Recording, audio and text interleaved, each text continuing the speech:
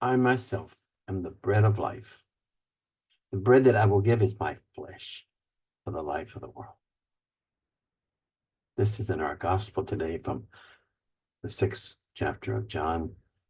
We're now continuing these bread of life discourses for 5 Sundays. This is the third Sunday, the same theme.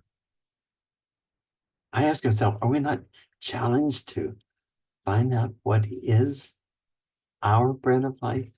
What keeps us going? What motivates us? What gets us up in the morning? What sustains us? This is another way of saying, do we have zest for life? Or are we just putting one foot in front of the other? My position is that unless we do everything out of love, then we will not experience this zest. We will be more surviving than thriving. Jesus said, I am the living bread. My friends, we have nothing less here than love giving itself away. We all know that we need examples of this kind of love giving itself away. For me, Pope Francis is an example of this. I love what he said in Bolivia many years ago. He wrote, when we look into the eyes of the suffering, when we see the faces of the endangered campesino, the poor laborer, the downtrodden native, the homeless family, the persecuted migrant, the unemployed young person, the exploited child, the mother who lost her child in a shootout because the barrio was so occupied by drug dealers, the father who lost his daughter to enslavement. When we think of all those names and faces, our hearts break because of so much sorrow and pain. And we are deeply moved. Quotation close.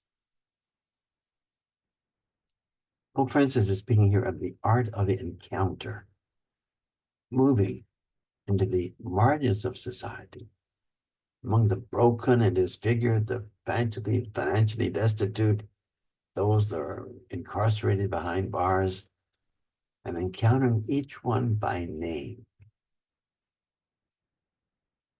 This is not the ideological and political talk we so often hear these days. We're talking about a personal encounter.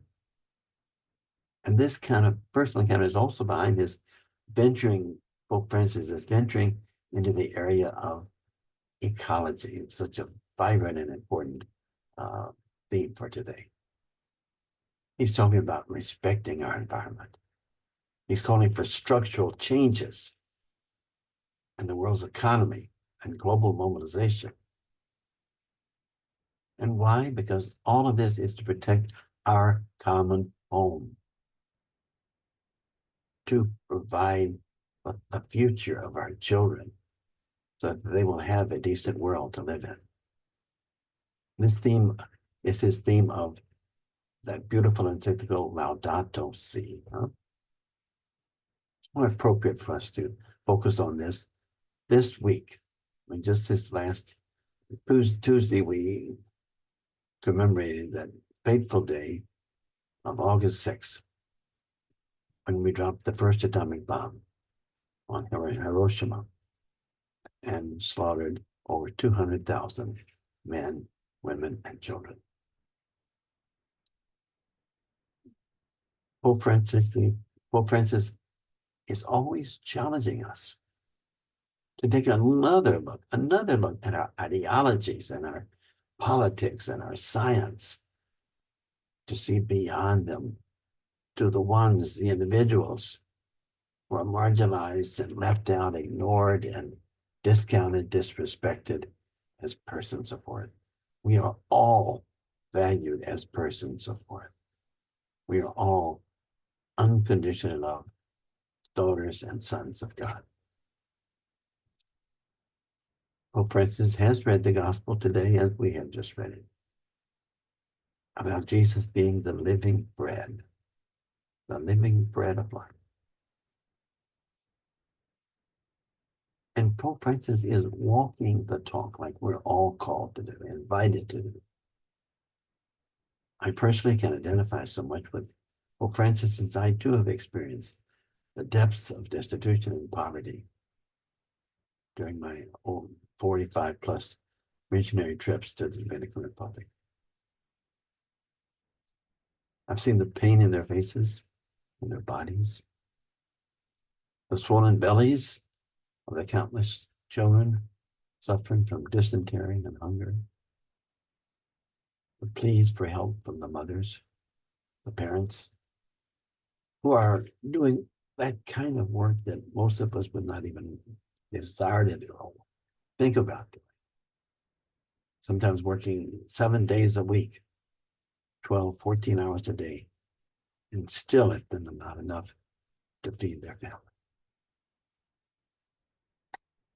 My memories from all these graced encounters that I've been so privileged and blessed to participate in are my bread of life. These memories are my bread of life. And this is what keeps me going and keep working and begging. Although so many that I approach, I think are saying, oh no, here comes Father Joachim.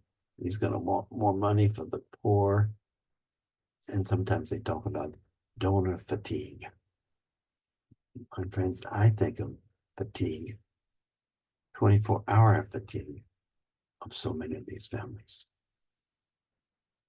So at 84, I asked myself, what's the source of my energy?